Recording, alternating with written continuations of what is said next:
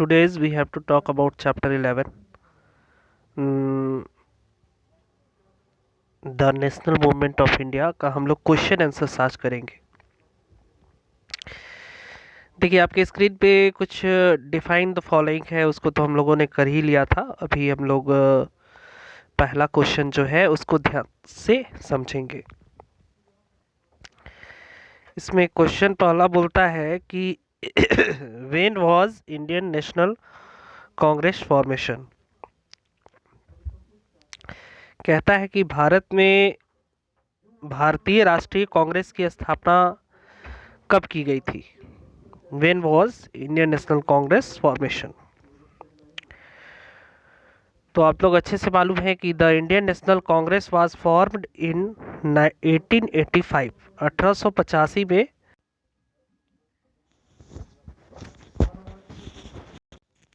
दूसरा क्वेश्चन कहता है कि दूसरा क्वेश्चन कहता ये है बच्चों कि जो हमारा क्वेश्चन आंसर का भाग है उसका नेक्स्ट क्वेश्चन कहता है how did British treat the Indians after world war first. पहले विश्व युद्ध के बाद ब्रिटिशर्स जो थे वो भारतीय नागरिकों से कैसा व्यवहार करने लगे, कैसे ट्रीट करने लगे। ठीक है, तो इसका आंसर होगा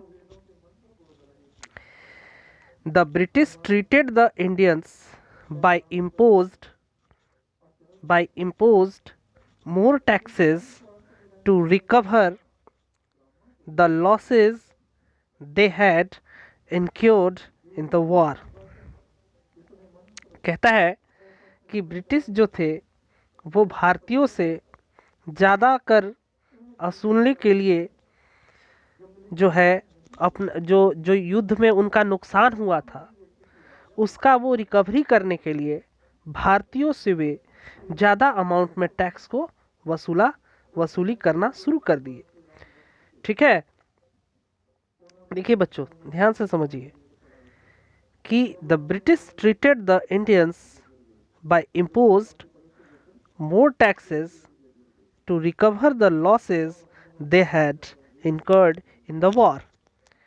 कहता है कि ब्रिटिशर्स ने भारतीयों से ज़्यादा अमाउंट में कर को वसूलने के लिए, चूँकि उनका युद्ध में जो लॉस हुआ था उसका पैसा वसूलने के लिए वो जो है वो भारतीयों से ज़्यादा पैसे वसूलना शुरू कर दिए। ठीक है, आगे चलते हैं। How did Gandhi ji's return to India affect the freedom struggle. Gandhi ji कैसे जो है वो भारत फिर से वापस लौटे जिससे कि आज़ादी में काफ़ी ज़्यादा जद्दोजहद स्ट्रगल करनी पड़ी। Gandhi ji return to India and join the Indian National Congress and also the struggle for independence. कहता है कि गांधी जी ने वापस आए और इंडियन नेशनल कांग्रेस को ज्वाइन किया और उसके बाद आज़ादी में हिस्सा लिया। ही also says Indian to use satyagraha to fight the British. इसके बाद गांधी टीवी चल रहा था इसे। हाँ, तो हम लोग कहते हैं कि यहाँ पर जो महात्मा गांधी जो थे जब रिटर्न हुए भारत तो उन्होंने इंडियन नेशनल कांग्रेस की स्थापना में हिस्सा लिया। आज़ादी का जो सबसे बड़ा पहला स्टेप था वो यही था कि इंडियन नेशनल कांग्रेस को इन्होंने ज्वाइन किया। इसके बाद फिर ही ऑलवेज सेज, और ये हमेशा कहा करते थे कि इंडियन भारतीयों को to use satyagraha to fight the British, कि ब्रिटिश से फाइट करे। Thousand of Indian join with Gandhi ji protest. हजारों हजार की संख्या में भारतीयों ने गांधी जी के इस आंदोलन में हिस्सा लिया। This way he affect the freedom struggle, जिससे कि उन्हें आज़ादी के जद्दोजहद में कोई भी प्रभाव नहीं पड़ा। क्लियर। आगे चलते हैं। नेक्स्ट कहता है कि अगला क्वेश्चन अगर हम लोग देखें तो वो है what was the Rowlatt act. दिख रहा है अब तुम्हारे स्क्रीन पे जो 5वां नंबर क्वेश्चन दिख रहा है ना, आंसर द फॉलोइंग का जो शॉर्ट शॉर्ट 2 सेंटेंसेस है, ठीक है, दिख रहा है। चलिए इस क्वेश्चन को हम समझाते हैं, ठीक है, ध्यान दोगे। What was the Rowlatt act? Rowlatt act, Rowlatt act कानून जो है वो क्या था? देखो इसका आंसर है, बड़ा शॉर्ट है, इसको समझ लेना है आराम से, एक लाइन में, मतलब एक पैराग्राफ में है, और इसको क्लियरली जो है 1-2 सेंटेंसेस में क्लियर हो जाएगा। The British pass the Rowlatt Act. Under this act the British allowed to arrest anybody they suspected without trial, presenting the case for judgment in a court of law.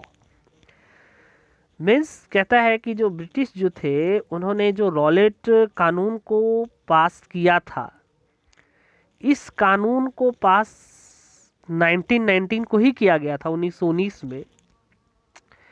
इस कानून के अंतर्गत, ठीक है, Britishers ने क्या किया?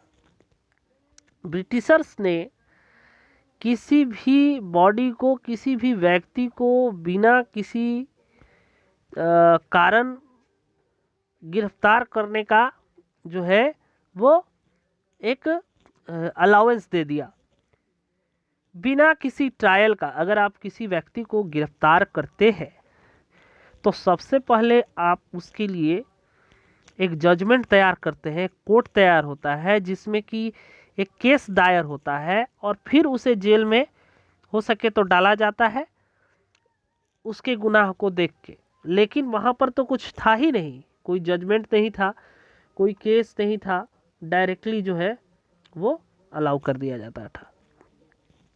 नेक्स्ट क्वेश्चन कहता है what is the meaning of satyagraha? Satyagraha का मतलब क्या होता है? A form of non violent, non violent का एक फॉर्म जिसमें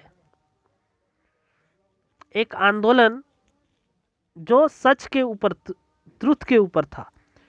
सत्याग्रह जो था वो एक अहिंसा का एक बहुत बड़ा आंदोलन था जो सच पर टिका हुआ था,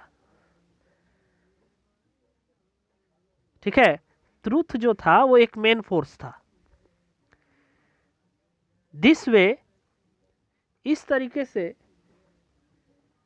गांधी जी जो थे responded by asking the people to adopt it. इस तरीके से गांधी जी जो थे वो किसी चीज को आराम से स्वीकार कर सकते थे। Why was the non cooperation movement withdrawn? Satyagraha जो था वो सत्य के मार्ग पर चलना ही महात्मा गांधी के द्वारा सिखाया गया था।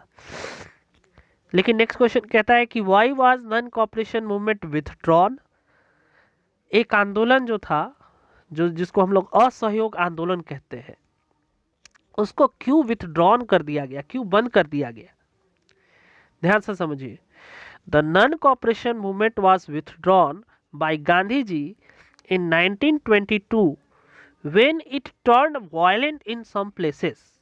देखिए असहयोग आंदोलन जो था वो गांधी जी के द्वारा 1922 में इसलिए बंद कर दिया गया क्योंकि यह एक हिंसा का रूप ले चुका था।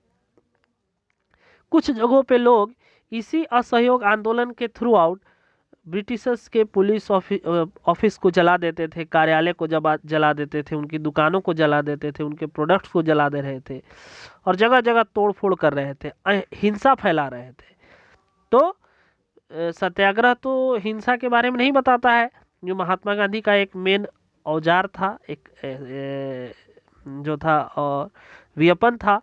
और जब गांधी जी को ये मालूम चला कि उनके इस आंदोलन के आड़ में अंतर्गत लोग हिंसा का काम कर रहे हैं, तो फौरन महात्मा गांधी ने इस असहयोग आंदोलन को विथड्रॉन कर दिया, यानी बंद कर दिया। ठीक है, चलिए अब ये हो गया आपका, ये चैप्टर का क्वेश्चन आंसर शॉर्ट हो गया। अब हम लोग जो है थोड़ा लॉन्ग की ओर चलते हैं। ठीक है, अच्छा, इसमें एक और चीज है, 2-3 क्वेश्चन और है, इसको भी समझा देते हैं। ही स्ट्रांगली, 7 नंबर का थोड़ा सा और बचा हुआ था। He strongly believe that the movement could be successful only through non violence. उनका मानना ये था कि यह आंदोलन तभी सक्सेसफुल हो सकता है, यह सफलता, कोई भी आंदोलन तभी सक्सेसफुल हो पाएगा जब उस आंदोलन को अहिंसा युक्त तरीके से चलाया जाए। ठीक है, अहिंसा युक्त तरीके से अगर चलाया जाए तभी वो क्या हो सकता है, वो सफलता प्राप्त कर सकता है। ठीक है, नेक्स्ट कहते हैं what is khadi and why did Gandhi ji ask people to use khadi. कहता है कि खादी जो है वो क्या है और गांधी जी जो थे वो खादी का उपयोग क्यों करना चाहते थे। तो देखिए, सबसे पहले हम लोग खादी के बारे में पढ़े कि खादी है क्या। द हैंड स्पन यार्न, हाथ से बुना हुआ एक yarn, was used to make a, जिसका यूज किया जाता था, used to make a rough hand woven, used to make a rough hand woven, हाथ से बना हुआ बुनाई का एक कपड़ा। ज्यादातर गांधी जी जो थे चरखे पर ही खादी के कपड़े को बुनते थे। Gandhi ji asked people to stop using cloth made in England and use only khadi. Gandhi ji जो थे वो क्या करते, कपड़े का यूज करना स्टॉप कर दिए इंग्लैंड में, और इंग्लैंड से जो कपड़े आते थे उसको यूज करना बंद कर दिए, पहनना बंद कर दिए, और लोगों को भी ये बताने लगे कि भाई आप कपड़े को नहीं यूज करें, और उनको वो प्रमोट करने लगे कि सिर्फ खादी के कपड़े को ही पहने। और ये सबसे बड़ा उनका प्लान था और ये प्लान बहुत ज़्यादा सक्सेसफुल हुआ, और यह असहयोग आंदोलन और सविनय अवज्ञा आंदोलन यानी सिविल डिसोबीडियंस मूवमेंट, ये दोनों में इनका काम किया, जिससे कि लोग जागरूक हुए और खादी के कपड़े का यूज करने लगे, यानी कि फॉरेन गुड्स को वे लोग बाइकआउट करना शुरू कर दिए। वहीं से स्वदेशी मूवमेंट भी शुरू होना प्रारंभ हो चुका था। ठीक है, तो ये समझिए आप कि what is the khadi and why did Gandhi ji ask people to use khadi. क्यों गांधी जी जो थे वो लोगों को कहने लगे कि खादी का कपड़ा यूज कीजिए, पहनिए। ठीक है, ठीक है, क्योंकि यह बहुत ही सक्सेसफुल नॉन कॉपरेशन मूवमेंट था और सिविल डिसोबीडियंस मूवमेंट का पार्ट था, क्योंकि वे चाहते थे कि जो है वो कपड़े का उपयोग करना बंद करे, खादी के कपड़े का उपयोग ज़्यादा करे और ब्रिटिश के फॉरेन गुड्स को बंद किया जाए, जिससे कि उनका जो है वो मेन जो स्तंभ है वो पूरी तरह से डिस्ट्रॉयड हो जाए। क्लियर। आगे है when did India finally become independent, कब भारत जो है फाइनली आज़ाद हुआ। तो इसका आंसर है India finally become independent country on 15th of August 1947। 15 अगस्त 1947 को हमारा भारत देश पूर्णतः आज़ाद हो गया, 15 अगस्त 1947 को। तो इस तरह से बच्चों आपको ये चैप्टर अगर समझ में आया होगा तो पूरी तरह से आप क्लियर हुए होंगे। अगले क्लास में हम लोग और भी इसको अच्छे तरीके से समझेंगे, इसका लॉन्ग आंसर समझेंगे। अभी पार्ट बाय पार्ट करके आपको सारा का क्वेश्चन आंसर हम भेज देंगे 1 by 1 करके। ठीक है, तब तक के लिए thank you and have a nice day.